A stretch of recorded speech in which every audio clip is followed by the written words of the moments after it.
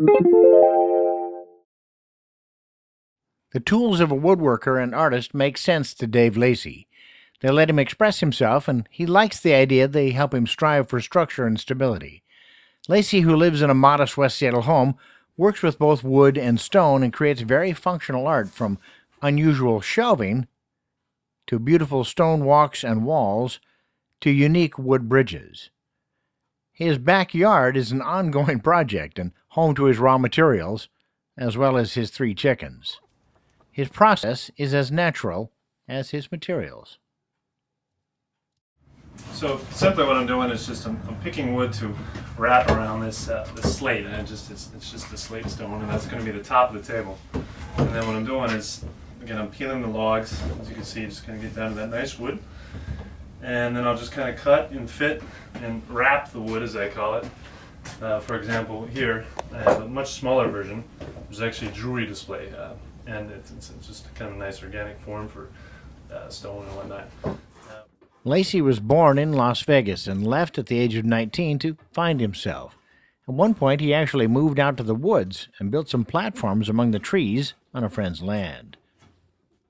I moved out right outside of Indianola in the peninsula over there, and a friend of mine had a couple acres, and I was like, well, I'm just going to go out there and plow through and build a tree house. And so me and the cat and everything that didn't require power, I moved everything out there. I carried my big bed out there and busted through the trails and set up camp. And we were there for about a good month and a half, and then he decided he was ready to go, so he left.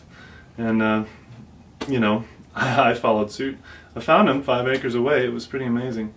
But truly, it was quite the experience. I was cutting down trees and planking them, and I have a couple platforms up there about 10 feet up in the air. And the third day I was there was some bears moving in. I stood up with a cup of coffee and thought it was my buddy, and there he was.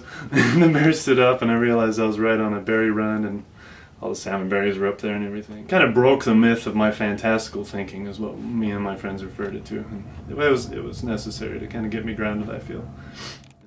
Lacey started this work almost as an accident, as an outgrowth of his work for EarthCore.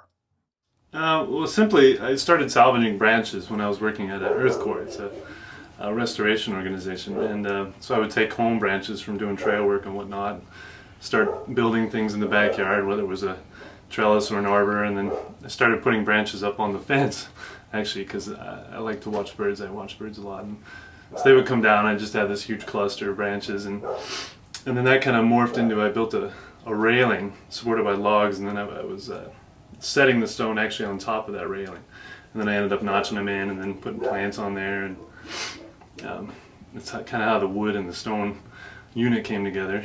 I had a couple logs with just slices, and I would stick slabs of stone inside, and it just made little natural shelves, and that kind of progressed into a more intricate version that I'm doing now. Still to this day, a hatchet's my favorite tool, and I have plenty of them, and I like them. They make sense to me.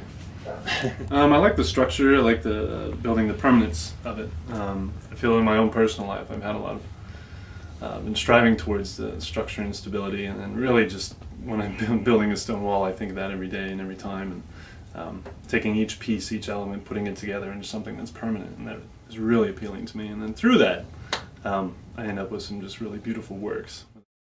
This is Pat Robinson for WestSeattleHerald.com.